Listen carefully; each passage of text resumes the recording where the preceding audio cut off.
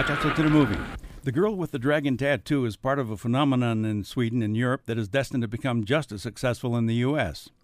The film is based on a trilogy of books written by the late Swedish author Stieg Larsson, and even though the 3 films made from them have broken records in Scandinavia, there's talk of Hollywood remaking at least this one, and reportedly Brad Pitt has been offered the role of the lead character, Mikael Blomkvist. I don't see it, but then I haven't read the novels and have only this film to go by. Blomkvist is an investigative journalist who's tried and found guilty of libel for what he wrote in a magazine about a corrupt Swedish industrialist.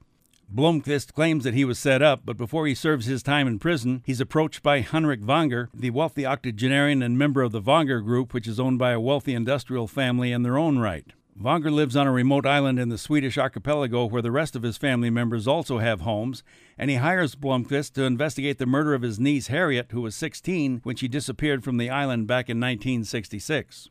Although her body was never found, Vanger believes she was murdered because she disappeared on a day when no one could get off or on the island, and every year on his birthday since then he has received framed flowers from around the world, which he believes are from Harriet's killer who is taunting him. Meanwhile, we meet a young punk-looking woman who's a researcher for a security company.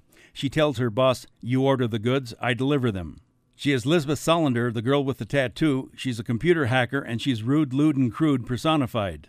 When Lisbeth and Blomkvist meet and start working together, they uncover a mystery that leads to a thrilling climax, 2 equally gripping anticlimaxes, and a final denouement that will have you eagerly awaiting the next 2 films in the trilogy. The Girl with the Dragon Tattoo and its 2 sequels have been called Harry Potter for grown-ups, but I believe they are more likely to be a Twilight Saga for mature adults. I'm Dan Culberson, and this is Hotshots.